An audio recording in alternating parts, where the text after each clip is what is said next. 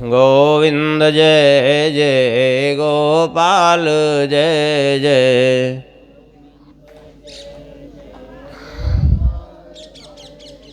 श्री राधारमण हरि गोविंद जय जय।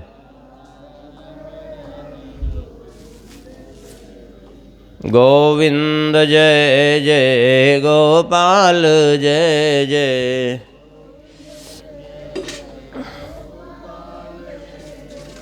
श्री राधारमण हरि गोविंद जय जय। श्री राम जय जय रघुवीर जय जय।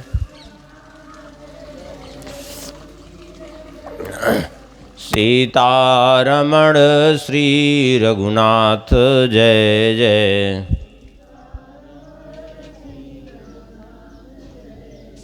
श्री राम जय जय रघुवीर जय जय।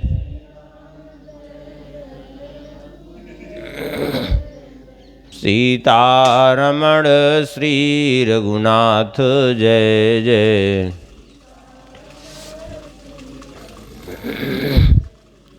गोविंद जय जय गोपाल जय जय। श्री राधारमण हरि गोविंद जय जय।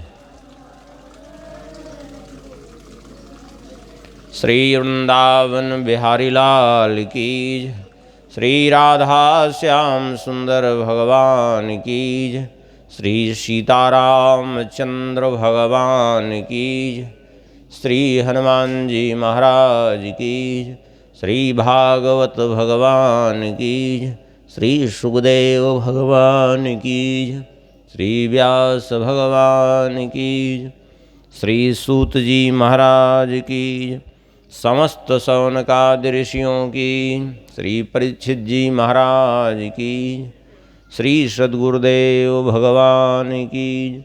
सब संत भगवान की। सब भक्त भगवान की।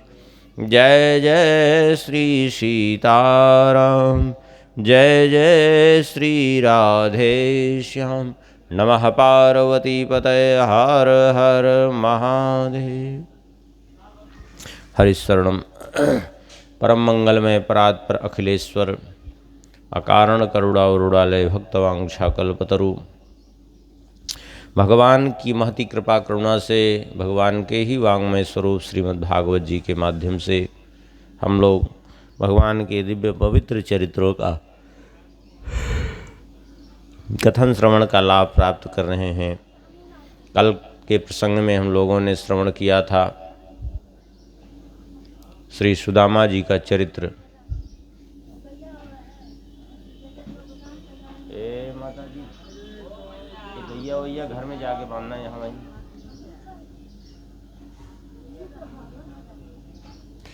तो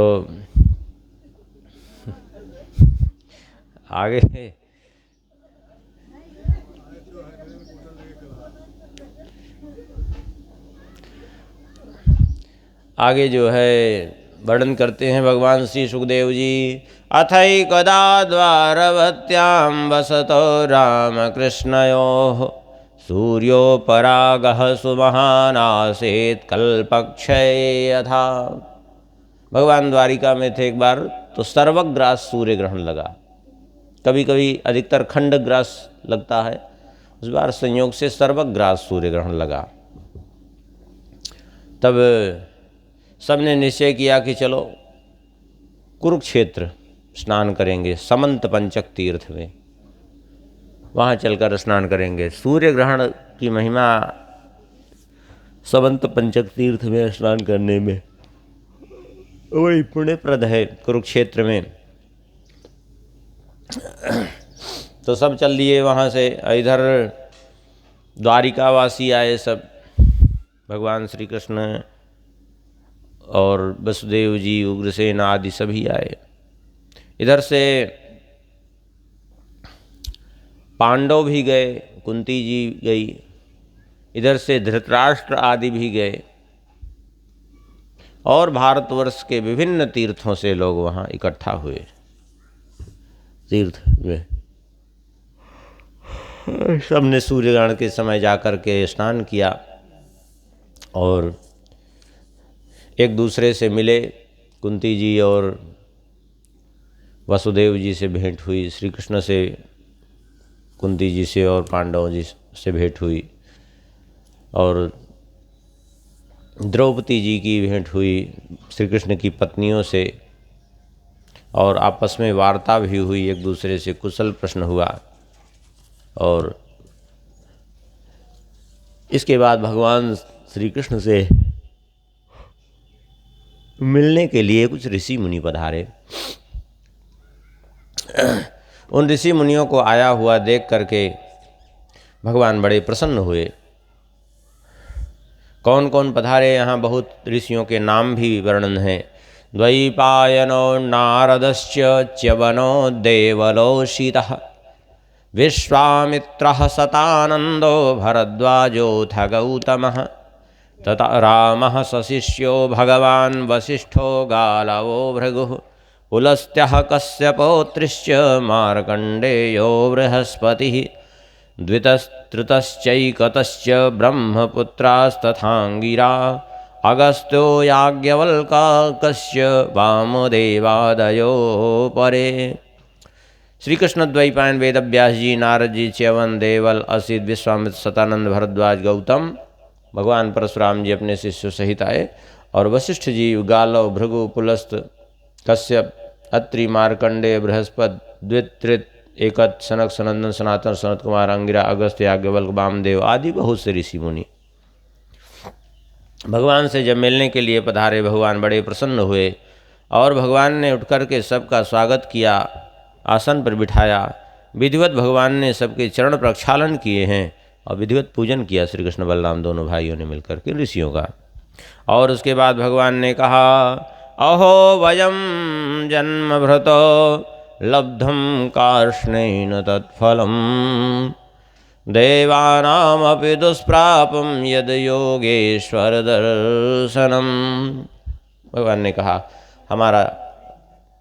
हम लोगों का सबका आज जीवन धन्य हो गया, जीवन सफल हो गया, क्योंकि जिन योगेश्वरों का, जिन महापुरुषों का दर्शन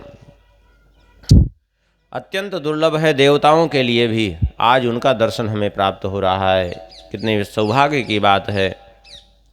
जिनकी थोड़ी तपस्या है उनको दर्शन संभव नहीं है, तो बहुत पुण्य का प्रभाव है कि दर्शन हो रहा है। और आज हम पवित्र हो गए। भगवान कह रहे हैं, तीर्थ में आने से पवित्र हुए कि नहीं हुए ये तो नहीं कहा जा सकता, लेकिन भगवान कह रहे हैं, नयन मयानि तीर्थानि न देवा मृक्षिलामया ते पुनन्त्युरुकालेन दर्शनादेव साधवः। तीर्थों में स्नान करने से और देव विग्रहों की सेवा करने से बहुत दिनों में वे जाकर के पवित्र करते हैं, किंतु दर्शनादेव साधवः, किंतु संतजन तो दर्शन मात्र से पवित्र कर देते हैं।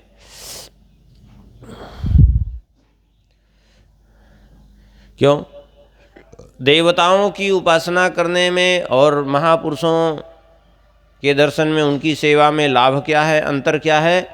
तो भगवान कहते हैं, नाग्निर्न सूर्यो न च चंद्र तारका न भूर्जलम खम श्वसनोऽथ वाङ्मनः उपासिता भेद कृतो हरन्तघं विपश्चितो घ्नन्ति मुहूर्त सेवया।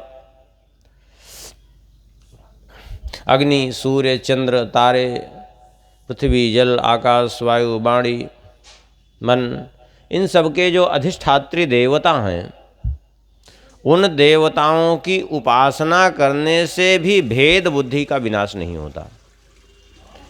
उपासना करने से उपासक की कुछ अंश तक मनोकामना तो पूर्ण कर देते हैं, क्योंकि वो देवता हैं।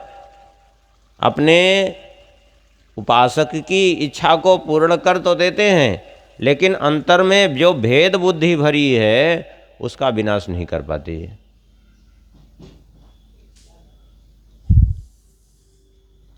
ये भेद बुद्धि तो केवल महापुरुषों की कृपा से ही जाती है।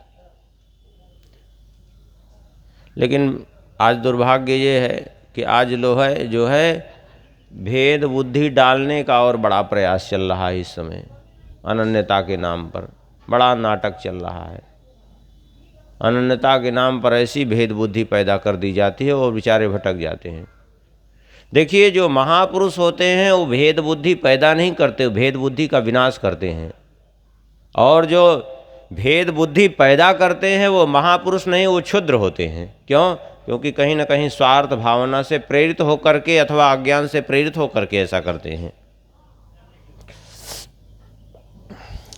भगवान कहते हैं कि जो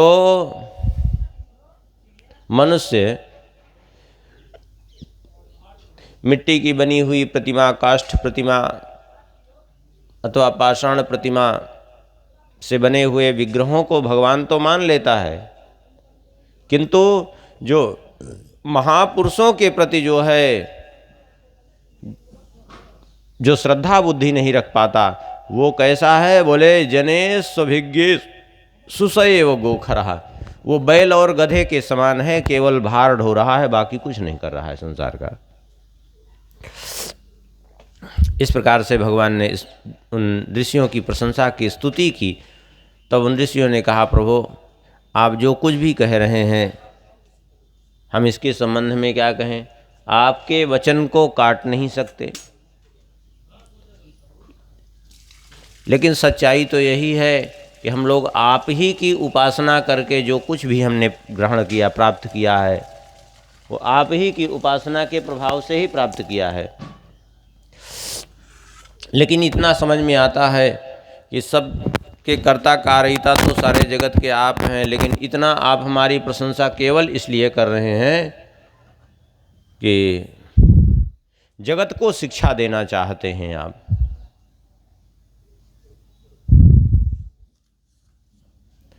कि कैसे जो है महापुरुषों के प्रति श्रद्धा भाव होना चाहिए। वसुदेव जी महाराज ने उन ऋषियों से प्रश्न किया, नमो वह सर्वदेवेभ्य ऋषया श्रोतुमर्हथ कर्मणा कर्म निरहारो यथास्यान्नस्तु दुक्षताम। हे भगवान, कृपा करके ये बताइए, मेरी प्रार्थना यह है कि वह उपदेश दीजिए जिन कर्मों के अनुष्ठान से कर्म वासनाओं का विनाश हो जाए और जीव मोक्ष का अधिकारी हो जाए, वह उपदेश करिए। तब श्री नारद जी महाराज ऋषियों को देख करके कहने लगे, नाति चित्रमिदं विप्रा वसुदेवो बुभुत्सया कृष्णं मत्वार्भकं यन्नः प्रक्षति श्रेयात्मना। नारद जी ने कहा ऋषियों को देख करके, वसुदेव जी जो कुछ भी पूछ रहे हैं कोई आश्चर्य नहीं है। क्यों? इसलिए नहीं आश्चर्य है क्योंकि ये श्री कृष्ण को अपना पुत्र मानते हैं। नहीं तो भला बताओ, जिसके पुत्र के रूप में ही भगवान आ जाएं, उसको फिर कल्याण की चिंता करने की आवश्यकता पड़ेगी क्या? हाँ? लेकिन फिर भी ये पूछ रहे हैं। क्यों? क्योंकि सन्निकर्षो हि मर्त्यानाम् अनादरण कारणम् गांगम हित्वा यथान्याम्भस्तत्रत्यो याति शुद्धये। अतिशय निकटता जीवन में अनादर को जन्म देती है। जिससे अधिक निकट हमारा संबंध होता है उसके प्रति श्रद्धा नहीं रहती। जैसे गंगा जी के तट पर रहने वाला व्यक्ति गंगा जी स्नान नहीं करता क्योंकि गंगा जी के प्रति उसकी श्रद्धा नहीं है, और दूसरे तीर्थों में जाता है तो छोटे मोटे सरोवरों में स्नान करता फिरता है। और जबकि वास्तविकता क्या है? नास्ति गंगा समम तीर्थम। गंगा जी के समान कोई तीर्थ है ही नहीं दुनिया में। गंगा जी के समान, गंगा जी से बढ़कर कौन सा तीर्थ? क्योंकि गंगा जी तो साक्षात भगवान का चरणोदक है, साक्षात ब्रह्मद्रव है। लेकिन उनके प्रति श्रद्धा नहीं रहती, क्योंकि अतिशय निकटता के कारण। फिर भी नारद जी कहते हैं कि आपने पूछा है तो हम आपको अवश्य बताएंगे। मनुष्य जब भी जन्म लेता है तो जन्म लेते ही ब्राह्मण हो, क्षत्रिय हो, वैश्य हो, कोई भी जन्म लेते ही 3 ऋण से वो ऋणी हो जाता है। 3 ऋण कौन? बोले देव ऋण, ऋषि ऋण और पितृ ऋण। देव ऋण, पितृ ऋण क्यों है? क्योंकि माता पिता ने जन्म दिया है, माता पिता ने जन्म दिया है, उन्होंने पालन पोषण किया, इतना सब हमारे साथ किया, इसलिए उनका ऋणी है जीव, स्वाभाविक है। तो पितृऋण से मुक्त कैसे होगा? बोले उत्तम संतान जब उत्पन्न होती है, जो पूर्वजों का उद्धार करने वाली हो, तब वो पितृऋण से उत्पन्न ऋण होता है। और उत्तम संतान कहते ही उसको हैं, पुत्र कहते ही उसको हैं। पुण्णाम नरकात् त्रायते यस्मात् स पुत्रः, जो अपने पितरों का नरक से उद्धार करे वो पुत्र है, और नहीं तो वो केवल शरीर से निकला मलमूत्र है, हाँ, और कुछ नहीं है। क्योंकि उसी शरीर से मलमूत्र भी निकलता है, और उसी शरीर से वो भी निकलता है, तो भी मलमूत्र के समान है, जो जगत में भार बन के पैदा हो गया केवल गंदगी फैलाने के लिए। वो पुत्र नहीं है। पुत्र वही है, पुत्रवती जुवती जग सोई, रघुपति भगत जास सुत होई। जिसका पुत्र भगवत भक्त हो तो पुत्र है, और नहीं तो नतरु बांझ भली बात बियानी, नहीं तो उसने व्यर्थ जन्म दिया।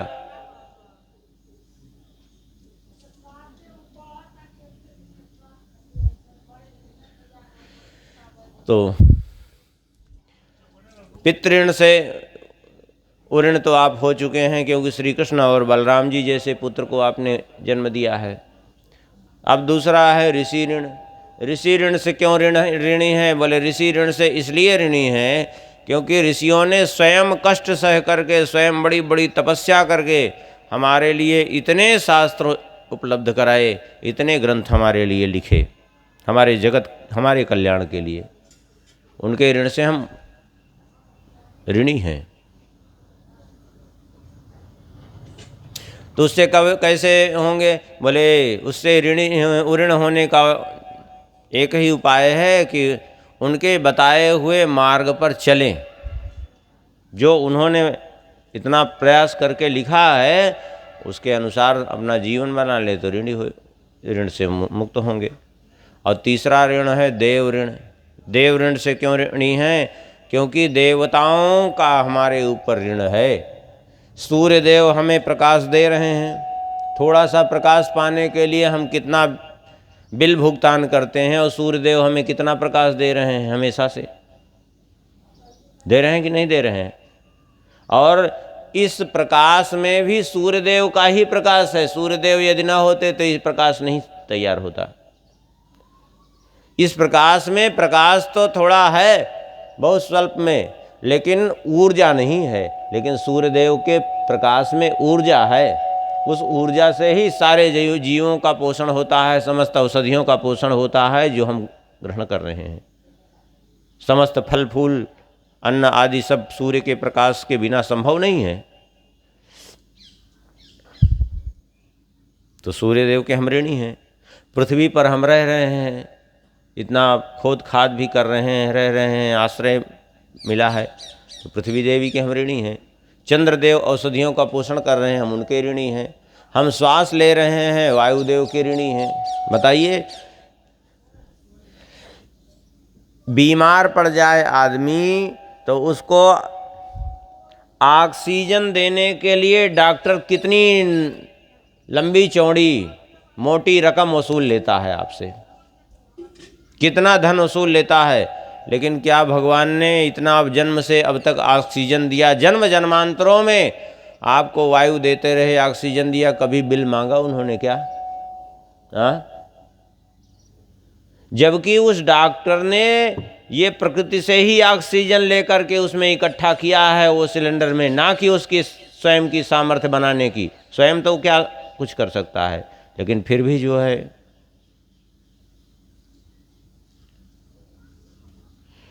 प्रकृति हमें जल दे रहे हैं। वरुण देवता के हम ऋणी हैं, इंद्र देवता वर्षा कर रहे हैं, उनके हम ऋणी हैं कि नहीं हैं? प्रकृति से ही जल लेकर के हम, कितना प्रकृति का जल हमारे जीवन में काम आता है, नहाने के काम आता है, धोने के काम आता है, उसी से सिंचाई होती है तो हमारा जीवन चल रहा है, भोजन बनाने के काम आता है, सब कुछ काम पीने के काम आता है। और थोड़ा सा 1 लीटर पानी भर करके बोतल में कोई बेच लेता है तो 20 रुपया ले लेता है। बताओ, ये मनुष्य इतना स्वार्थी है। भगवान ने कभी मांगा जल की कीमत? नहीं मांगा। आखिर इन देवताओं के ऋणी हैं कि नहीं? हम ऋणी हैं। तो देव ऋण से कब ऋण होगा? बोले यज्ञ करने से देव ऋण से ऋण होगा। इसलिए कहते हैं कि आप एक काम करिए, आप यज्ञ करिए और यज्ञ के द्वारा भगवान श्री हरि की उपासना करिए, क्योंकि सभी देवता उन्हीं के ही अंग प्रत्यंग हैं। वसुदेव जी बड़े प्रसन्न हुए। प्रसन्न होकर के उन ऋषियों को ही उन्होंने यज्ञ में आचार्य ऋतु आदि के रूप में वर्ण कर लिया और यज्ञ प्रारंभ हो गया। विधिवत वसुदेव जी महाराज का यज्ञ हुआ और जब यज्ञ संपन्न हो गया, भगवान श्री कृष्ण बलराम जी गए वसुदेव जी को और माता देवकी जी को प्रणाम करने। जब प्रणाम करने के लिए गए तो वसुदेव जी ने भगवान की स्तुति प्रारंभ कर दी और कहा, हमें ज्ञात हो गया कि आप भगवान हैं। सत्य ही कहा है, भगवान पास में हो तो भी उनको बिना महत् पुरुषों की कृपा से नहीं पहचाना जा सकता। आप इतने समय से हमारे पास में हैं, पुत्र रूप में ही हमारे हैं, लेकिन जब तक महत् पुरुषों की, ऋषियों की कृपा नहीं हुई हम आपको पहचान नहीं पाए। भगवान होते हुए भी हम समझते रहे हम भगवान से दूर हैं, लेकिन ऋषियों की कृपा से आपके स्वरूप का बोध हो गया। भगवान ने कहा, चलो अच्छा हुआ, ऋषियों की कृपा से आपको ब्रह्म ज्ञान हो गया कि अपने पुत्र में भी भगवान का दर्शन हो रहा है। देवकी जी ने भी कहा, हमारा जीवन धन्य हो गया, लेकिन अब हमें और तो कोई इच्छा नहीं है, लेकिन एक मन में हमारे दुख होता है कभी कभी कि हमारे पुत्र होने के कारण मेरे 6 पुत्र मारे गए। हमने सुना है कि आप गए थे जब गुरुकुल, तो अपनी गुरु माता के कहने से उनके मरे हुए पुत्र को यमलोक से वापस ला दिया था। तो यदि हो सके तो मेरे भी पुत्रों को 6 पुत्र जो मारे हैं कंस ने, उनको यदि वापस ला दो तो मुझे बड़ी प्रसन्नता होगी, और मेरी कोई इच्छा नहीं है। भगवान ने कहा, यदि आपकी यही इच्छा है तो ठीक है, मैं उनको वापस ले आऊँगा। कह करके भगवान सुतल लोक में गए, राजा बलि के यहाँ। राजा बलि ने देखा तो बड़े प्रसन्न हुए। राजा बलि प्रसन्न होकर के भगवान का विधिवत पूजन किया और कहा, प्रभु आपका दर्शन करके मेरा जीवन धन्य हो गया, अब आप मुझे आज्ञा दीजिए, मैं आपकी क्या सेवा करूं। भगवान ने कहा, स्वयंभू मनवंतर में मरीचि ऋषि की पत्नी उर्णा ने 6 पुत्रों को जन्म दिया था। एक बार की बात है, जब ब्रह्मा जी संध्या देवी को देख करके मोहित हो गए थे, तो उन्होंने उन 6 पुत्रों ने, मरीचि के 6 पुत्रों ने ब्रह्मा जी की हंसी उड़ा दी। ब्रह्मा जी पर हंस पड़े थे। इस कारण से ब्रह्मा जी ने कुपित होकर के उनको 3 जन्म का श्राप दिया कि जाओ 3 जन्म तक मृत्युलोक में भटको। तो उनका 3 जन्म हुआ। तो पहले जन्म में वे हिरण्यकशिपु के पुत्र हुए, दूसरे जन्म में वे माता देवकी के पुत्र हुए, कंस ने उनको मारा, और तीसरे जन्म में वे आपके पुत्र बन करके आए हैं 6। तो आप उन्हीं को हमें वापस कर दीजिए, हम लेकर के चले जाएं। माता देवकी जी उनको देखना चाहती हैं। बोले प्रभु हमारे 100 पुत्र हैं, हमें ये तो ज्ञात नहीं है कि उनमें 100 में कौन है आपके अग्रज, क्योंकि किसी के पूर्व जन्म का वृत्तांत तो हम तो नहीं समझ सकते, हम जीव हैं, आप जान सकते हैं। तो हम अपने पुत्रों को बुला दें, आप उनको जो हों ले जाइए, हम तो आपके हैं, हमारी सारी संतानें आपके हैं, जो तो आपकी इच्छा। भगवान ने कहा हम नाम बता देते हैं सबके, उन्हीं को ले आइए। स्मर उदगीत परिस्वंग पतंग क्षुद्भृत और घृणी, बोले इन 6 को ले आइए। ले जा कर के राजा बलि ने समर्पित कर दिया। वो 6 सब कुछ ही समय पहले वहाँ राजा बलि के यहाँ जन्म लिए थे, सब छोटे छोटे बच्चे ही थे अभी। भगवान उनको लेकर के आए। जैसे ही देवकी जी ने देखा, देवकी जी को वात्सल्य से उनके दुग्ध स्राव होने लगा, और देवकी जी ने सबको दुग्ध पान कराया है। और दुग्ध पान करके देवकी जी का देखते देखते सब ऋषि रूप में परिणत हो गए। भगवान को प्रणाम करके सब ब्रह्मलोक को चले गए। देवकी जी ने कहा ये क्या है, ये अचानक ये सब क्या हुआ। भगवान ने कहा इन सब का उद्धार हो गया।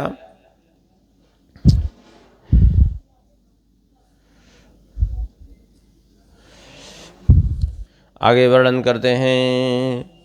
कृष्णस्यासि द्विजश्रेष्ठ श्रुतदेव इति श्रुतः, कृष्णैक भक्त्या पूर्णार्थ शान्तः कविर्लम्पटः। मिथिला में एक ब्राह्मण थे जिनका नाम था श्रुतदेव, भगवान के बड़े भक्त थे। वे भी चाहते थे कि भगवान का दर्शन करने द्वारिका जाना है, लेकिन इतना नियम उनका दिन भर रहता था कि समय ही नहीं मिलता चलने का। और राजा बहुलास्व वो भी रोज चाहते कि हम भगवान का दर्शन करना चाहते हैं, लेकिन उनको भी समय न मिलता, रोज जो है इतना नियम रहता। तब भगवान स्वयं उनसे मिलने के लिए गए हैं। उनके भगवान के आगमन का समाचार सुनकर के मिथिला नरेश और श्रुतदेव ब्राह्मण दोनों एक साथ पधारे भगवान की अगवानी के लिए, और दोनों ने एक साथ अगवानी की, और दोनों ने एक साथ प्रार्थना की कि आप हमारे यहाँ चलें। अब भगवान ने सोचा यदि श्रुतदेव ब्राह्मण के यहाँ जाते हैं तो मिथिला नरेश को लगेगा कि देखो हमारे यहाँ तो नहीं आए, और मिथिला नरेश के कहने जाते हैं तो श्रुतदेव ब्राह्मण दुखी होंगे। तो भगवान अकेले नहीं थे, बहुत ऋषि मुनि भी भगवान के साथ में थे। नारद जी, वामदेव, अत्रि, वेदव्यास जी, परशुराम जी, असित, अरुणी, और श्री सुखदेव जी, बृहस्पति जी, कर्ण, मैत्रेय, च्यवन आदि ये सब ऋषि भी थे। तो सभी समर्थवान ऋषि थे, किसी को पता ही नहीं चला। श्रुतदेव जी समझ रहे हैं हमारे साथ भगवान चल रहे हैं ऋषियों सहित, और राजा बहुलास सोच रहे हैं हमारे साथ, और दोनों जगह भगवान पहुंच गए, दोनों जगह सब ऋषि भी पहुंच गए। हाँ, राजा बहुलास के यहाँ गए तो राजा बहुलास ने भगवान का खूब विधिवत पूजन किया। सब ऋषि मुनियों का विधिवत पूजन किया। और उधर श्रुतदेव ब्राह्मण के यहाँ जब भगवान गए तो श्रुतदेव ब्राह्मण ने भगवान का पूजन किया। उसके बाद वे नृत्य करने लगे।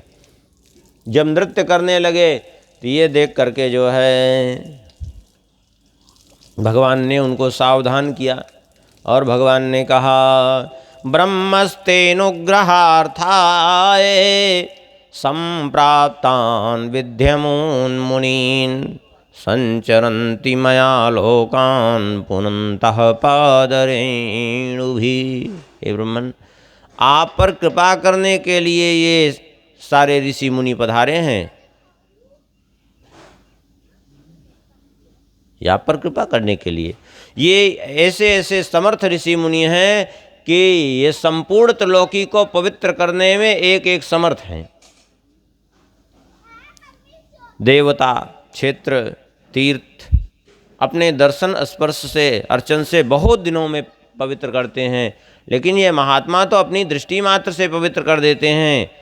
वैसे भी ब्राह्मणो जन्मना श्रेयान् सर्वेषां प्राणिनामिह तपसा विद्यया तुष्ट्या किमु मत्कलयायुतः। ब्राह्मण वैसे ही जन्म से ही श्रेष्ठ है समस्त प्राणियों में, और उसमें भी वो तपस्वी हो, विद्वान हो, संतोषी हो और भगवान की कलाओं से उनकी उपासना से युक्त हो, तब तो फिर कहना ही क्या है, वो सर्वथा पूज्य होता है। भगवान कहते हैं देखो, न ब्राह्मणान में दयितम रूप में तच्चतुर्भुजम सर्ववेदमयो विप्रः सर्वदेवमयो ययम्। भगवान कहते हैं ब्राह्मण से श्रेष्ठ मुझे अपना ये चतुर्भुज स्वरूप भी मुझे नहीं है। क्यों? क्योंकि सर्ववेदमयो विप्रः, ब्राह्मण सर्ववेदमय होता है क्योंकि वेदों को धारण करता है, और सर्वदेवमयो ययम्, और मैं सर्वदेवमय हूँ। जैसे भगवान में समस्त देवों का निवास होता है, समस्त भगवान की उपासना करने से समस्त देवताओं की उपासना का स्वाभाविक लाभ होता है, ऐसे एक वेदज्ञ ब्राह्मण की पूजा करने से सारे देवताओं की उपासना का पूजन का फल प्राप्त हो जाता है, क्योंकि वो वेद स्वरूप भगवान को अपने हृदय में धारण करके रखा है। इसलिए आप इनका पूजन करिए। सावधान हो गए और उनका विधिवत पूजन किया, और इसके बाद जो है भगवान कई दिनों तक वहाँ रहे। उसके बाद विदा होकर के द्वारिका पधारे। आगे जो है वर्णन करते हैं भगवान को, वेद भगवान कैसे स्तुति करके, जब भगवान योग निद्रा में रहते हैं तो किस प्रकार से वेद भगवान उनको की स्तुति करते हैं, उसका वर्णन कर रहे हैं। उसी प्रकार से जैसे सोते हुए सम्राट को प्रातः काल जगाने के लिए बंदी जन उपस्थित होते हैं, उसी प्रकार से जैसे बंदी जन जा कर के राजा का गुणगान करते हैं एक सम्राट का, वैसे ही वेद भगवान का गुणगान करते हैं। वेद भगवान कहते हैं जय जय जय अजामजित दोष गृभीत गुणाम त्वमसि यदात्मना समवरोध समस्त भगा अग जग दोक साम अखिल सत्यवबोधक ते क्वचिद जयात्मना चरतोन्नुचरे निगमा। जय जय जय अजामजित दोष गृभीत गुणाम। हे प्रभु आपकी जय हो, जय हो, जय हो। हे अजित आपकी जय हो।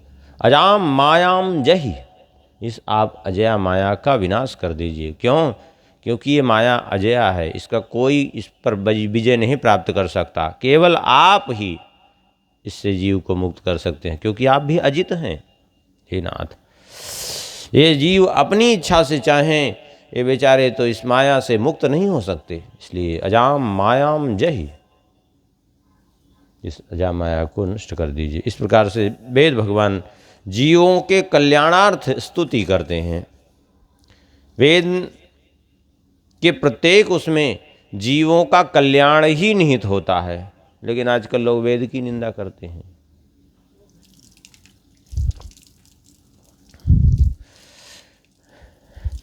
परीक्षित जी ने प्रश्न किया, भगवान एक बात बताइए कृपा करके। बोले क्या है? बोले देवासुर मनुष्येषु ए भजन्त्य शिवम शिवम प्रायस्ते धनिनो भोजा न तो लक्ष्म्यापतिम हरिम।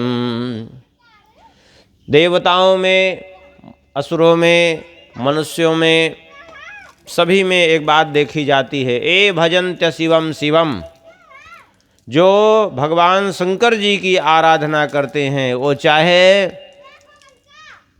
देवता हो, मनुष्य हो, असुर हो, कोई भी हो, प्रायस्ते धनिनो, वो प्रायः धनवान हो जाते हैं। भगवान शंकर जी की आराधना करने वाले प्रायः धनवान होते हैं। जबकि भगवान शंकर जी का देखा जाए तो वेश अमंगल, पास में कुछ नहीं, स्वयं उनके शरीर पर भी एक वस्त्र नहीं, बाघंबर धारण किए रहते हैं, है कि नहीं। रहने के लिए भी बड़ वृक्ष के नीचे कैलाश में पड़े हैं। आभूषण के नाम पर सर्प और बिच्छू, ये है, कुछ नहीं है जिनके पास देखने में, और उनकी आराधना करने वाले धनवान हो जाते हैं। और दूसरी तरफ लक्ष्मीपति हैं भगवान नारायण, और उनकी उपासना करने वाले निर्धन रहते हैं। बड़ी विचित्र बात है।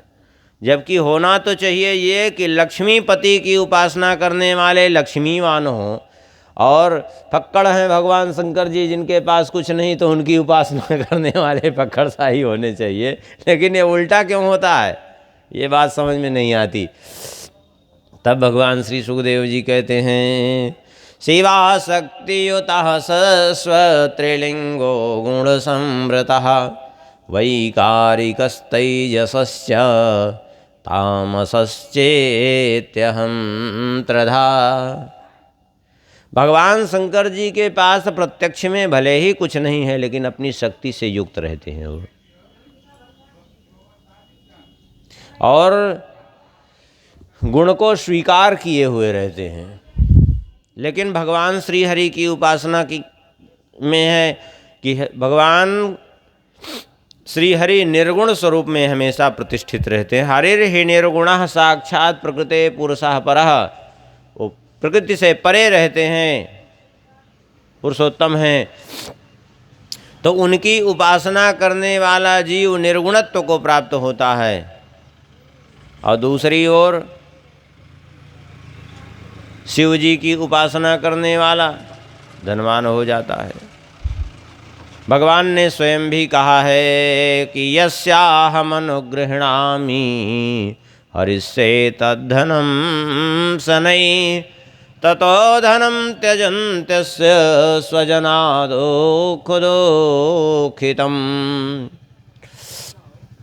भगवान कहते हैं, जिस पर मैं अनुग्रह करता हूँ, जिस पर कृपा करता हूँ, सबसे पहले उसका धन हरण कर लेता हूँ। जब धन उसका खत्म हो जाता है तो स्वाभाविक रूप से उसकी चिंता न करते हुए, उसके दुख की चिंता न करते हुए, उसके ही अपने जन, जो उसके परिवार वाले, उसके सगे संबंधी उसका त्याग कर देते हैं। और सही बात यही है।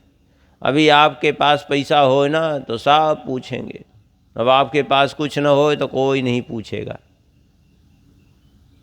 ये संसार बड़ा मतलबी है, बहुत विचित्र है संसार। जब वो कुछ थोड़ा बहुत धन लगा करके किसी तरह जो रहता है, उसको कोई उद्योग करता है, तो भगवान कहते हैं उसको भी मैं नष्ट कर देता हूँ। और नष्ट कर देता हूँ तब फिर सब प्रकार से निराश होकर के मेरी शरण ग्रहण करता है, मेरे भक्तों की शरण ग्रहण करता है, तब मैं उस पर कृपा करता हूँ। कृपा का मतलब केवल ये नहीं होता कि धन संपत्ति प्राप्त हो जाए। कृपा तो भगवान की उसको कहते हैं कि सब कुछ खत्म हो जाए। हाँ, लेकिन इस कृपा को सब नहीं झेल पाते हैं। कृपा को झेलने के लिए भी भगवान की कृपा ही चाहिए। सही बात यही है। और इसी पर एक उदाहरण सुनाया, कहा देखो हम आपको एक कथा सुनाते हैं। ब्रह्मा विष्णु महेश तीनों ही साफ वरदान देने में समर्थ हैं, इसमें कोई संदेह नहीं है। लेकिन अंतर क्या है? बोले ब्रह्मा जी हैं, शंकर जी हैं, ये कि किसी ने वरदान मांगा, तपस्या की, प्रसन्न हो गए, प्रसन्न होकर के वरदान दिया। और कभी कभी वरदान दे करके स्वयं संकट में फंस जाते हैं। सृष्टि के लिए भी संकट उपस्थित हो जाता है, क्योंकि जो मांगा दे दिया। लेकिन भगवान की अलग बात है, उनसे कोई वरदान मांगता है तो पहले तो आराधना करता है, तो इतनी जल्दी उसके सामने आते ही नहीं। आते हैं जब तक तब तक वो फिर कुछ मांगने की स्थिति में नहीं रहता। फिर तो भगवान सामने आते हैं तो कहता है अब कुछ चाहिए ही नहीं, अब प्रभु कृपा करो यही भांति, सब तज भजन करूं दिन राती। कुछ चाहिए ही नहीं, यही वर मांगूं कृपा निकेता, बसऊं हृदय सियानुज समेता।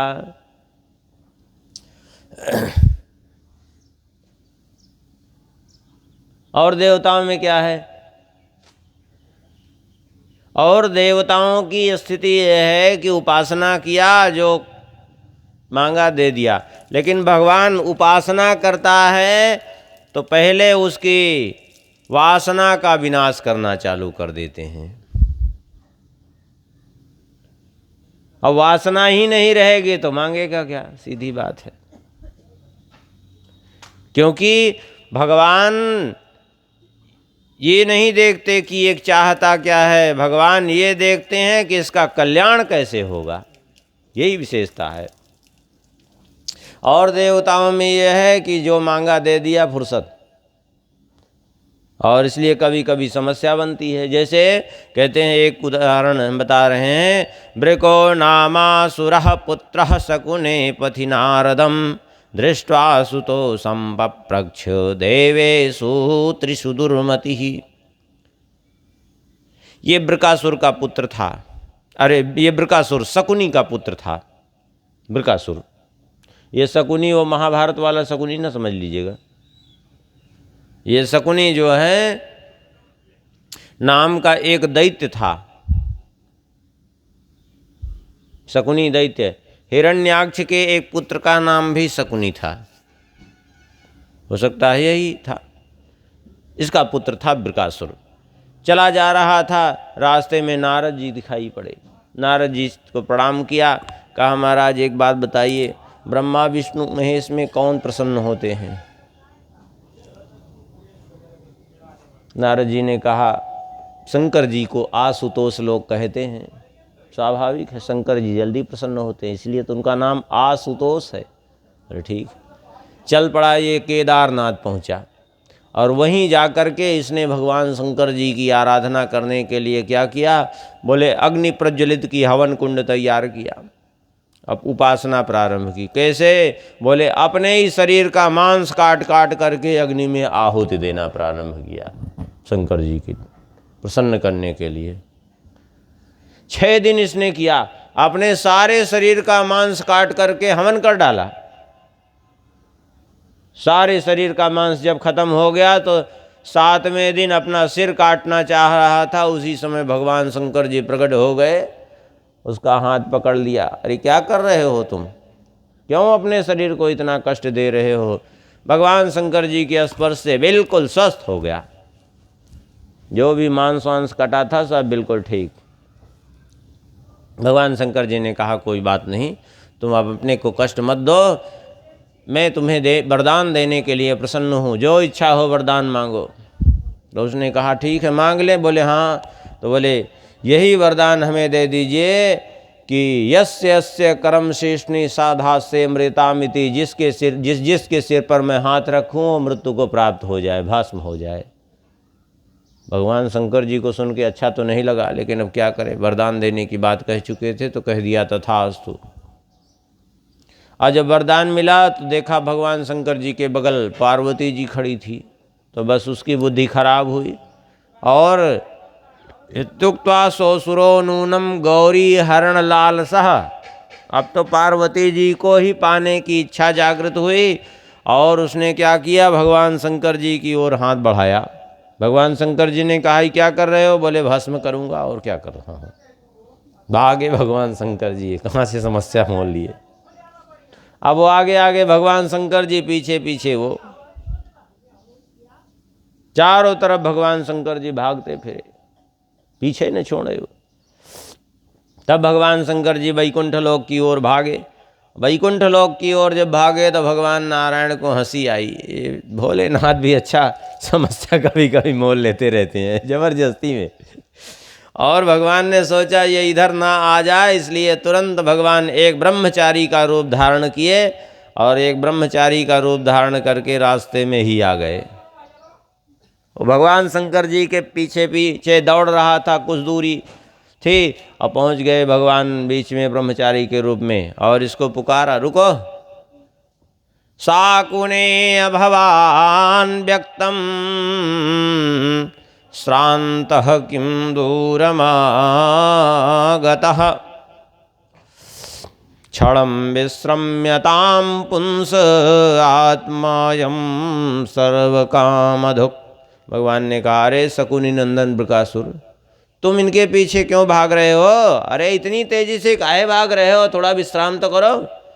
अरे ये शरीर ही तो समस्त सुख का साधन है, तुम इसी को कष्ट पहुंचा रहे हो।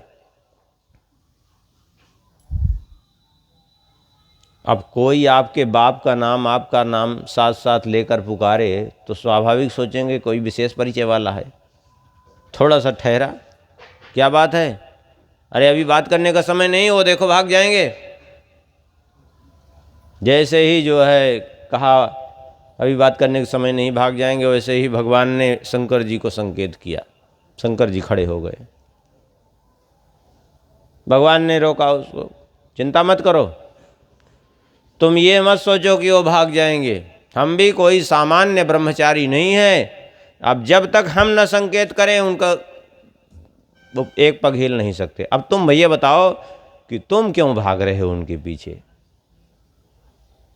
उसने देखा कि ये तो सही में इनके संकेत मात्र से एकदम खड़े हैं सावधान भगवान शंकर जी। उसको लगा कि हाँ है तो ब्रह्मचारी जी में दम। उसने कहा इनको भस्म करने के लिए? बोले भस्म करने के लिए? लेकिन भस्म करने के लिए तुम्हारे पास है क्या? तुम्हारे पास तो कुछ है ही नहीं है। अरे बोले हाथ रखेंगे सिर पर तो भस्म हो जाएंगे। भगवान ने कहा वाह, मूर्खता की भी हद होती है। भला बताओ हाथ रखने से कोई कभी भस्म हुआ है? अरे बोले लेकिन भस्म होंगे, क्योंकि ये इन्होंने वरदान दिया है कि जिसके सिर पर हाथ रखोगे वो भस्म हो जाएगा। भगवान ने कहा अच्छा इन्होंने वरदान दिया? बोले हाँ। और तुमने मान लिया इनका वरदान? बोले बिल्कुल। क्यों मान लिया? बोले क्यों न माने भाई, ये तो जो है वरदान बहुतों को दिया है इन्होंने वरदान, और जब बहुतों को दिया है सबका वरदान सत्य हुआ है, तो हमको जो वरदान दिया है हमारा भी तो सत्य ही होगा। भगवान हंसे, वाह तुम तो अच्छे मूर्ख बने। क्या मतलब है? मतलब ये है कि लगता है तुम्हें इनके बारे में कुछ अभी ठीक से मालूम नहीं है, इसीलिए तुम ऐसी बात कर रहे हो। बोले क्या मतलब? बोले मतलब ये है कि एवं चेतर्हि तद्वाक्यम न वयम श्रद्धधीमहि यो दक्ष शापात् पैशाच्यम प्राप्तः प्रेत पिशाचराट। भगवान ने कहा कि मैं इस बात पर ही कोई मुझे श्रद्धा नहीं है, क्योंकि पहले तुम एक बात बताओ कि वरदान किसका काम करता है? अरे बोले वरदान जो है त्रिदेवों का काम करता है, वरदान देवताओं का काम करता है, देवियों का काम करता है, और बड़े बड़े जो ऋषि मुनि हैं उनका भी काम करता है। बोले तो क्या कभी तुमने ये भी सोचा है कि किसी पिशाच का भी वरदान काम करता है, किसी राक्षस का भी वरदान काम करता है? बोले ऐसा कैसे हो सकता है? कोई पिशाच किसी को वरदान कैसे दे सकता है? उसका वरदान कैसे काम करेगा? भगवान ने कहा तो क्या तुम्हें ये नहीं पता है कि दक्ष ने इनको क्या श्राप दिया था? बोले दक्ष ने श्राप दिया था कि पिशाचों की तरह जाके शमशान में पड़े रहें। तो बोले जब इनको पिशाच भाव में जाने का श्राप दिया तो इनका वरदान कैसे काम करेगा? बोले इसका मतलब तो जो वरदान है वो झूठा है। अरे बोले तुम स्वयं विचार करो, हम क्यों कहें? भगवान ने कहा अच्छा एक बात बताओ तुम। ये क्या? अपने एक हाथ के ऊपर दूसरा हाथ रखो। रखा। बोले कुछ गर्मी लग रही है हाथ से? तुम्हारे हाथ से कुछ गर्मी लग रही है दूसरे हाथ में? बोले बिल्कुल नहीं लग रही है। अच्छा। बोले जरा शरीर में स्पर्श कराओ। बोले कहीं नहीं गर्मी लग रही। बोले बिल्कुल नहीं लग रही। बोले तो अब तुम स्वयं विचार करो कि जिस हाथ से शरीर के किसी भाग में गर्मी नहीं लग रही है, वो हाथ सिर पर पड़ने से कोई भस्म कैसे होगा? अब इतना भी तुमको नहीं मालूम है? ये तो सामान्य व्यक्ति समझ सकता है, तुम तो महामूर्ख निकले। उसने कहा ये तो बड़ी विचित्र बात है, ये तो इसका मतलब झूठा सब हमको धोखा हुआ। भगवान ने कहा धोखा ही हुआ है। अच्छा छोड़ो, दूसरे के पीछे भागने से इतना कष्ट पा रहे हो उसको तो छोड़ो, एक काम करो तुम अपने सिर के ऊपर हाथ लगाओ। अच्छा। बोले क्या होगा? बोले लगाओ तो ऊपर, दूर रखना। बोले ठीक है, रख दिया। बोले अब बताओ हाथ से कुछ नीचे गर्मी पहुंच रही? बोले बिल्कुल नहीं पहुंच रही है। बोले थोड़ा और नीचे करो, और कुछ पहुंचे? बोले बिल्कुल नहीं पहुंचे। भगवान ने कहा जिस हाथ से गर्मी तक अभी नहीं पहुंच रही है उस हाथ से कैसे कोई अच्छा एक काम करो, हाथ अपना है कि तुम दूसरे का? बोले हाथ तो अपना है हमारा। बोले हाथ अपना है तो ठीक है, धीरे धीरे नीचे करते रहो, धीरे धीरे नीचे करते रहो। मान लिया नीचे सिर में लगने से भी गर्मी लगने लगे तो हटा लेना, गर्मी लगने लगे तो हटा लेना। भगवान शंकर जी ने ये थोड़ी कहा था कि गर्मी लगेगा और ताप बढ़ेगा तो भस्म होगे, ऐसा तो नहीं कहा था। और न तो ये कहा था कि देर तक रखे रहोगे तो धीरे धीरे भस्म, ऐसा तो नहीं कहा था भगवान शंकर जी ने। वो तो हाथ रखते ही भस्म होने की बात थी। बोले हाँ ये बात तो ठीक कहा, ये हमने सोचा क्यों नहीं? बोले सोचा नहीं क्योंकि तुम मूर्ख हो। अब सोच लो। अब उसने हाथ लगाया, धीरे धीरे धीरे धीरे नीचे लाता रहा, और नीचे लाते लाते जो है, अब वो तो वरदान ये था कि सिर पर हाथ रखते ही जो है भस्म होना है। तो जैसे ही इस चीज से उसका हाथ स्पर्श हुआ वैसे ही वो तुरंत स्वयं जल करके भस्म हो गया। भगवान ने कहा शंकर जी से, भोलेनाथ आप भोले हैं लेकिन इतना भी मत भोले बन जाइए कि स्वयं ऐसे ऐसे वरदान दे देते हैं इन दुष्टों को। समझिए तो इस बात को। हाँ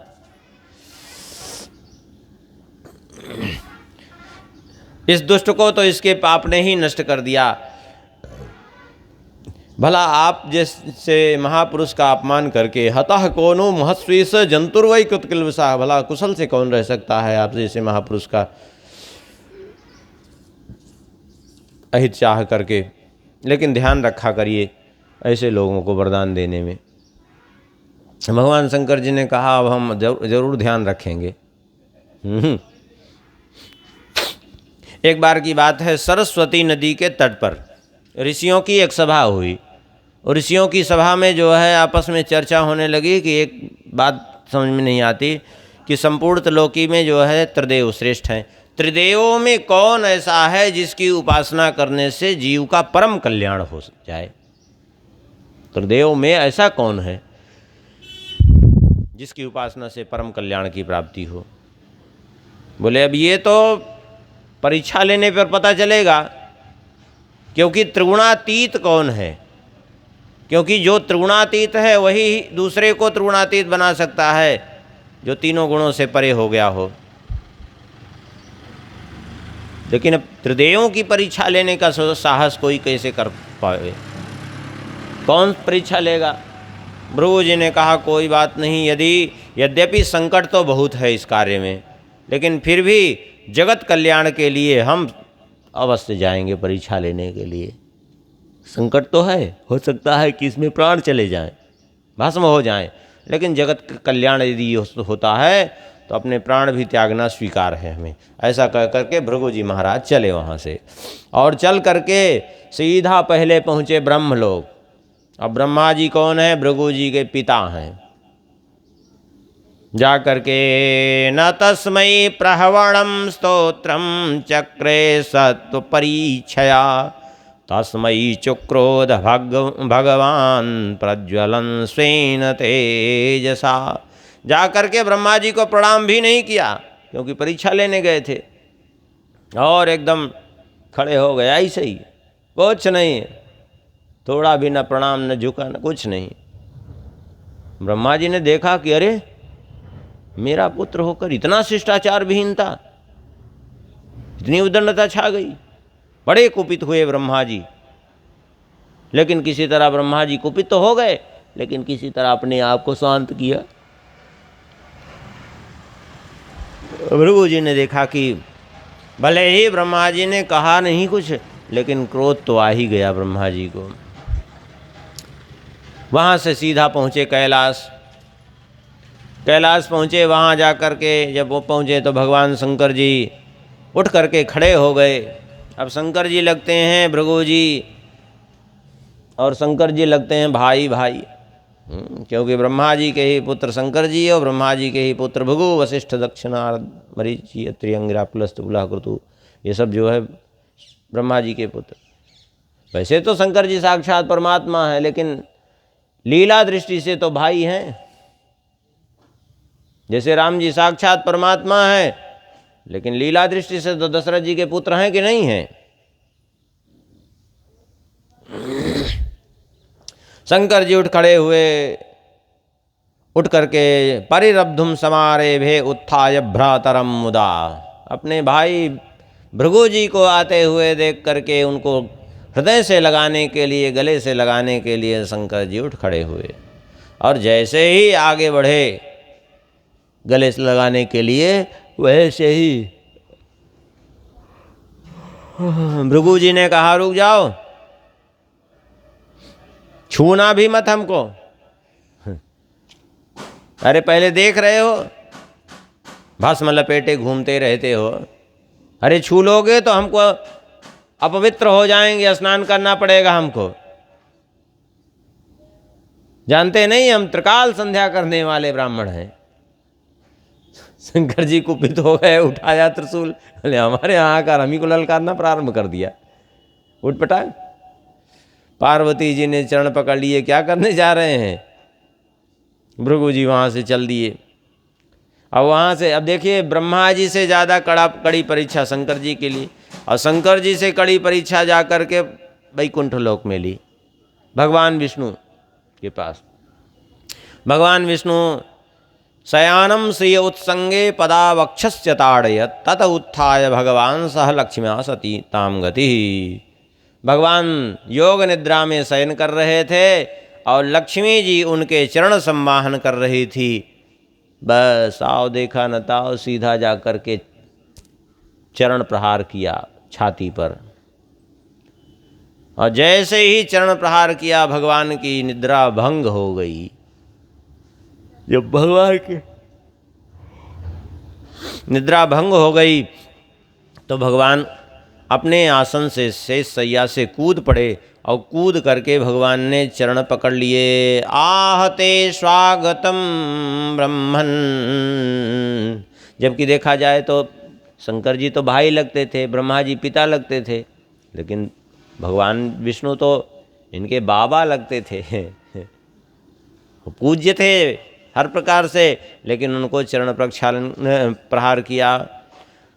भगवान ने कहा आहते स्वागतम ब्रह्मन् निषीदात्रासने क्षणम् अजानता मागतान् वहच्छन्तुमर्हत न प्रभो।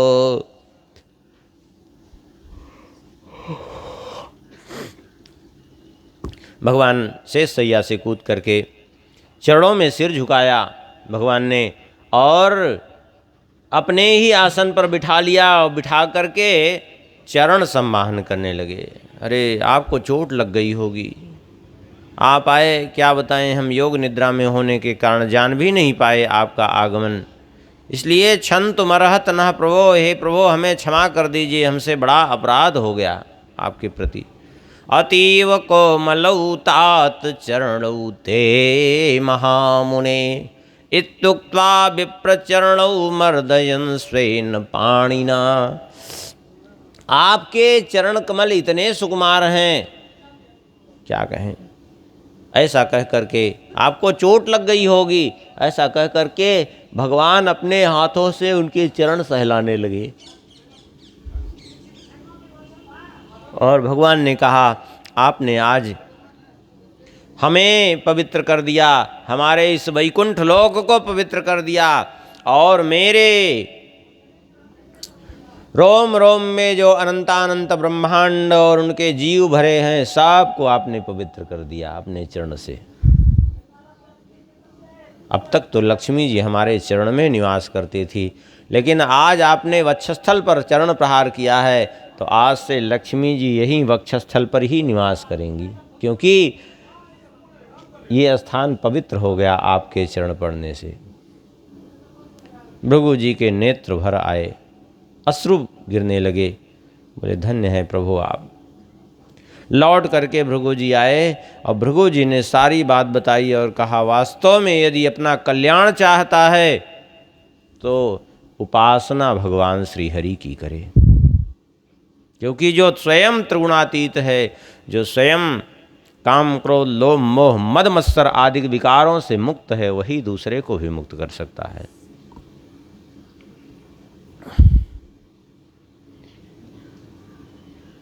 ये भृगु जी ने निर्णय दिया। यही बात भगवान शंकर जी भी कहते हैं पार्वती जी से, आराधनानां सर्वेषां विष्णोराराधनं परम तस्मात् परतरं देवी तदीयानां समर्चनम। जितनी भी आराधना उपासना है, उस समस्त आराधना उपासना में सर्वश्रेष्ठ आराधना किसकी है? विष्णु आराधनम परम, भगवान श्री हरि की आराधना। विष्णु आराधनम से तात्पर्य है रामकृष्ण नारायण किसी भी स्वरूप का कह दीजिए, एक ही है तत्वतः। चाहे राम जी की उपासना करिए, चाहे विष्णु भगवान की, चाहे कृष्ण भगवान की, वो तीनों रूप खाली तीन हैं, तत्वतः एक हैं। उनसे बढ़कर के क्या किसी की उपासना है? भगवान शंकर जी कहते हैं हाँ, उनसे बढ़कर के यदि किसी की उपासना है तो केवल एक ही है। कौन? बोले तदीया नाम समर्चनम, भगवान के भक्त की सेवा। भगवान के भक्त की सेवा भगवान की सेवा से बढ़कर के है, और ये बात भगवान ने स्वयं ही कही है। वाराह पुराण में भगवान कहते हैं पृथ्वी देवी से, हे देवी मद्वंदनाच्छत गुणम मद्भक्तानुवंदनम, मद्भोजनाच्छत गुणम मद्भक्तानुभोजनम, मत् कीर्तनाच्छत गुणम मद्भक्तानुकीर्तनम, मत्सेवनाच्छत गुणम मद्भक्तानुसेवनम। इस प्रकार से मेरे सेवा से 100 गुनी बढ़ करके है मेरे भक्त की सेवा, मेरी उपासना से 100 गुनी मेरे भक्त की उपासना।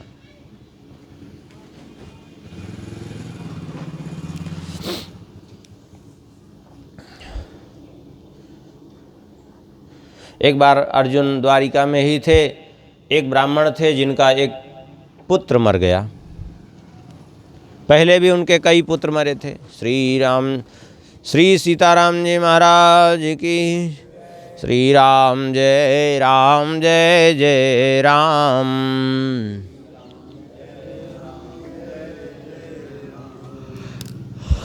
सीताराम जय सीताराम, सीताराम जय सीताराम, सीताराम जय सीताराम, सीताराम जय सीताराम, सीताराम जय सीताराम, श्री राम जय जय राम, सीताराम जय सीताराम, सीताराम जय सीताराम,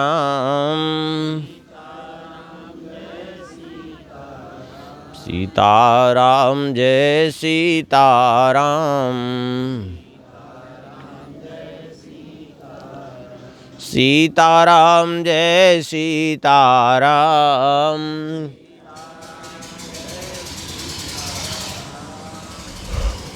सीताराम जय सीताराम। श्री सीताराम चंद्र भगवान की। द्वारिका में एक ब्राह्मण जिनके एक पुत्र हुआ, उसकी मृत्यु हो गई। जब मृत्यु हुई तो अपने पुत्र का शव लेकर के आया और भगवान श्री कृष्ण के द्वार पर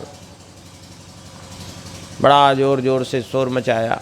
अरे हमने जीवन में कोई पाप किया नहीं, हमारा पुत्र मरा, ये इन्हीं लोगों के अत्याचार से मरा है, क्योंकि ये उठ पटांग करते रहते हैं। बहुत कटु वचन कहा, चला गया। फिर दूसरा पुत्र हुआ, वो भी मर गया, फिर ऐसे किया। इस प्रकार से जो है कई पुत्र उसके मरते गए। जब 9वां पुत्र उसका हुआ और वो उसको लेकर के आया मरा हुआ,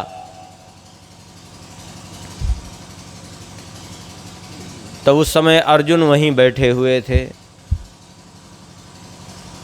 अर्जुन ने जब ये उसकी ये सारी बातें सुनी तो अर्जुन से नहीं रहा गया और अर्जुन उठ कर के गए। अर्जुन ने कहा, किंस्विद ब्रह्मस्त्वन्निवासे इह नास्ति धनुर्धरः, राजन्य बंधुरे ते वै ब्राह्मणा सत्र आसते। हे ब्राह्मण, क्या बात है, आप इतने दुखी हैं? क्या इस द्वारिका में कोई क्षत्रिय नहीं बचा है क्या जो आपका दुख दूर कर सके? अरे धन दारात मजा प्रक्ता यत्र शोचन्ति ब्राह्मणा। जहाँ धन से, पत्नी से, पुत्र से अथवा किसी भी कारण से यदि ब्राह्मण दुखी रहते हैं तो वहाँ के क्षत्रियों का जीवन व्यर्थ है। वो वास्तव में क्षत्रिय कहलाने के पात्र नहीं, वो तो क्षत्रिय के वेश में नट है। बताइए आपको क्या समस्या है, हम आपकी समस्या दूर करेंगे। ऐसा अर्जुन ने कहा। आप अपनी समस्या बताइए। ब्राह्मण ने कहा कि समस्या, अरे समस्या हमारे एक एक पुत्र होकर के मर जाते हैं, सब 9 पुत्र मर गए, अब क्या समस्या बताएं। अर्जुन ने कहा, कोई बात नहीं, अब मैं आपके पुत्र की रक्षा करूंगा। जब अगली बार पुत्र हो तो बताइएगा। पुत्र होने के पहले उसने कहा, आप रक्षा करोगे? अरे संकर्षणो वासुदेव प्रद्युम्नो धन्वनाम्रः अनिरुद्धो प्रतिरथो न त्रातुम शक्नुवन्ति यद। स्वयं जो है बलराम जी, श्री कृष्ण, प्रद्युम्न और अनिरुद्ध जिसकी रक्षा नहीं कर पा रहे हैं, तुम कैसे रक्षा करोगे? हम समझते हैं, लगता है तुम्हारा दिमाग खराब हो गया है, तुम जो रक्षा की बात करने चले आए। जब ये लोग रक्षा नहीं कर पा रहे हैं तो तुम क्या रक्षा करो पाओगे? अर्जुन ने कहा, हे ब्राह्मण देव, आप अभी जो कुछ भी कह रहे हैं ठीक है, आपका कहना, लेकिन सच्चाई ये है कि आपको लगता है हमारे बारे में नहीं मालूम है। ब्राह्मण ने कहा, कोई भी आप हो, इनसे बढ़ करके हो सकते हो क्या? अर्जुन भी अभिमान में आ गए। अर्जुन ने कहा, तो सुन लीजिए, नाहं संकर्षणो ब्रह्मन् न कृष्णः कार्ष्णिरेव च, अहं वा अर्जुनो नाम गांडीवं यस्य वै धनुः। ना तो मैं बलराम हूँ, न कृष्ण हूँ, न तो प्रद्युम्न हूँ, न अनिरुद्ध हूँ। मेरा नाम है अर्जुन और ये मेरा गांडीव धनुष है। अब मैं प्रतिज्ञा करता हूं कि मैं आपके पुत्र की रक्षा अवश्य करूंगा। मैं अर्जुन हूं, मैं मृत्यु को जीत करके, यमराज को भी जीत करके तुम्हारे पुत्र को वापस ला सकता हूं। आप बताइए, मैं आपको वचन देता हूं, और यदि मैं ऐसा नहीं कर सका तो स्वयं अग्नि में प्रवेश कर जाऊंगा। अर्जुन का नाम तो सभी जानते थे। उसने कहा चलो, हो सकता है कि भाई रक्षा कर ले। अर्जुन रुक गए वहीं, बोले अब हम तब तक यहीं रहेंगे जब तक आपका अगला पुत्र नहीं होता। रुक गए। जब अगले पुत्र के जन्म की बात आई तो उसका समय आया, तो जाकर उसने सूचना दी कि जन्म का समय आ गया है। अर्जुन गए और जाकर के अर्जुन ने भगवान शंकर जी का स्मरण किया और अपनी गांडीव धनुष पर प्रत्यंचा चढ़ा करके और एक दिव्यास्त्र का संधान किया और उस प्रसूतिका गृह को चारों ओर बाणों से आबद्ध कर दिया कि जिससे मृत्यु भी उसके भीतर प्रवेश न कर सके। संयोगवशात उसको पुत्र हुआ, और पुत्र हुआ तो बड़ी विचित्र बात हुई। हमेशा तो पुत्र जन्म लेने के बाद कुछ समय जीवित रहता था और जीवित रह करके मृत्यु को प्राप्त होता, लेकिन इस बार तो बड़ी विचित्र घटना हुई। घटना ये हुई कि पुत्र जन्म हुआ तो, लेकिन जीवित रहने की कौन कहे, सशरीरो विहाय साह, वो बालक ही अंतर्ध्यान हो गया सशरीर।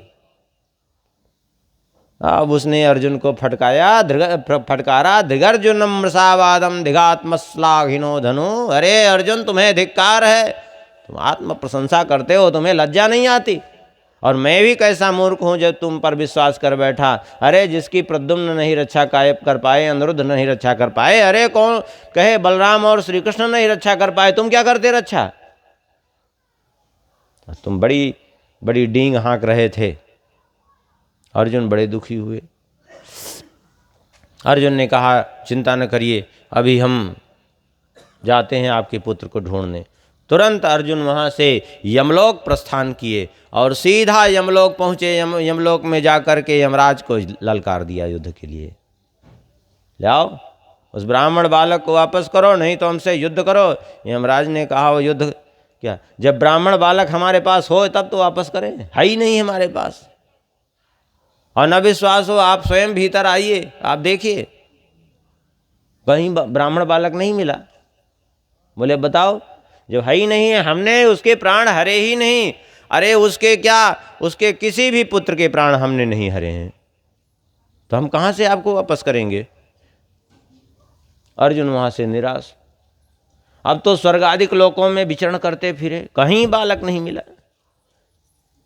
अब तो नीचे के लोकों में अतल वितल स्थल तरातल रसातल महातल पाताल सब जगह अपने योग बल का सहारा लेकर के अर्जुन घुमाए, कहीं कोई अता पता नहीं। लौट करके आए, लौट करके आके बोले अब जो है हम अपनी प्रतिज्ञा के अनुसार अपने प्राण त्यागेंगे। और जैसे ही अग्नि प्रज्वलित करके उसमें अग्नि में प्रवेश करने के लिए उद्यत हुए, वैसे ही भगवान श्री कृष्ण आए। भगवान ने कहा अभी तुमने पूरा प्रयास किया नहीं है, चलो अब हम भी साथ में ढूंढते हैं बालक को। भगवान लेकर के गए और भगवान सप्तद्वीप सप्त सिंधु पार करते हुए लोकालोक पर्वत को भी पार किए। लोकालोक पर्वत उसका नाम ये है कि त्रिलोकी की सीमा,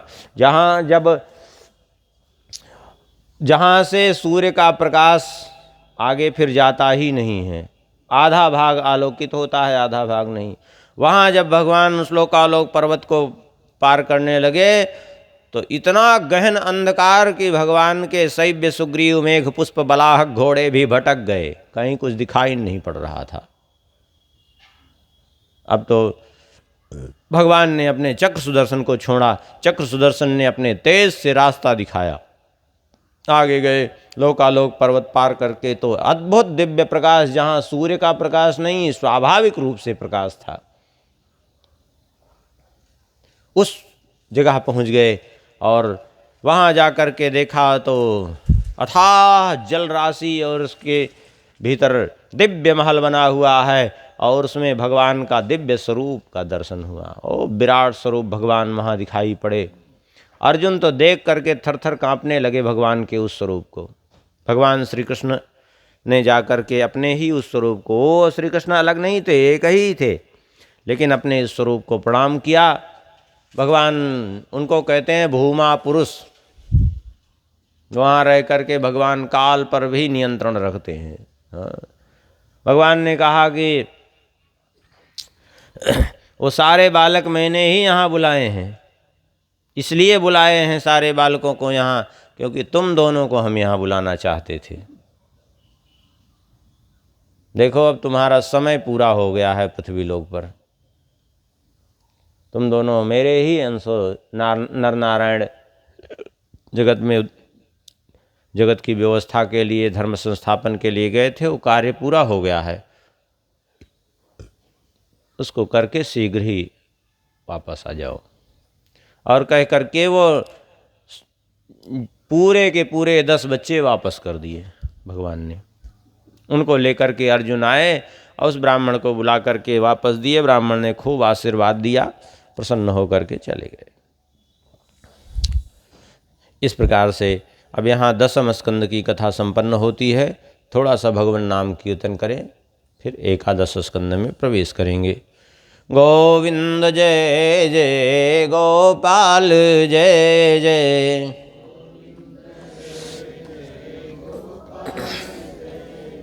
श्री राधा रमण हरि गोविंद जय जय।